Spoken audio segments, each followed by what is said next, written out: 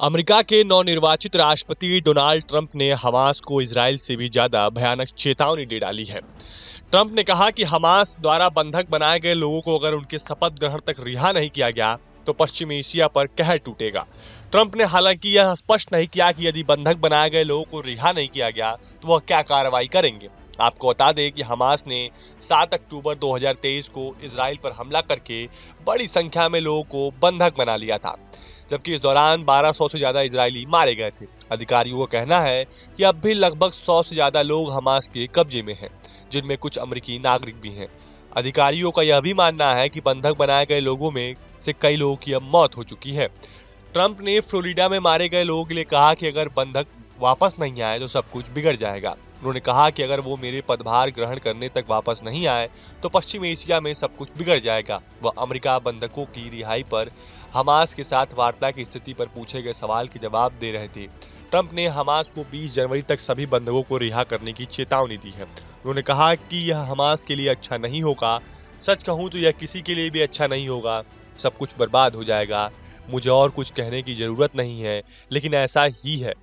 उन्होंने बहुत पहले ही बंधकों को रिहा कर देना चाहिए था। 7 अक्टूबर जैसा हमला कभी नहीं होना चाहिए। इसके अलावा ट्रंप ने गाजा में मारे गए 3 इजरायली सैनिकों को लेकर भी बड़ा ऐलान किया है। इजराइल सेना के 3 सैनिक बुधवार को हमास के लड़ाकों से लड़ते हुए मारे गए और 3 सैनिक घायल हुए। उत्तरी गाजा में महीनों से चल रही लड़ाई में सैकड़ों फिलिस्तीनी मारे गए थे। वहीं इजरायली सेना ने माना है कि पिछले 3 महीनों में उत्तरी गाजा के ऑपरेशन में उसके 46 सैनिकों ने जान गंवाई है।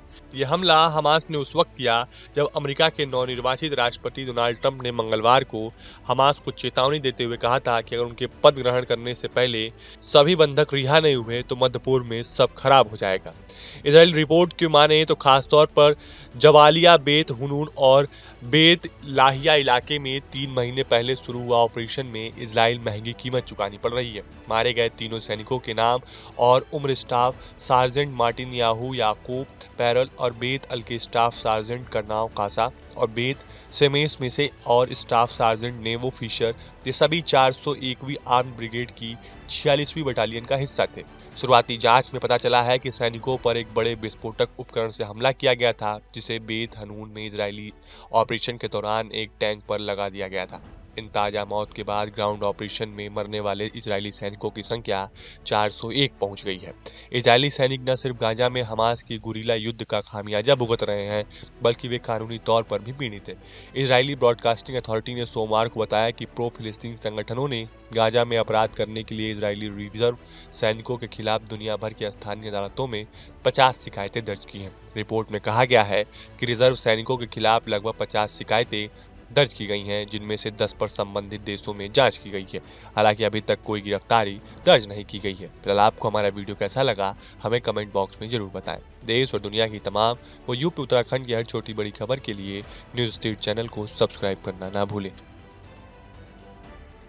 न्यूज नेशन अब व्हाट्सएप पर खबरों के ताजा अपडेट के लिए न्यूज नेशन के इस QR कोड को स्कैन करें।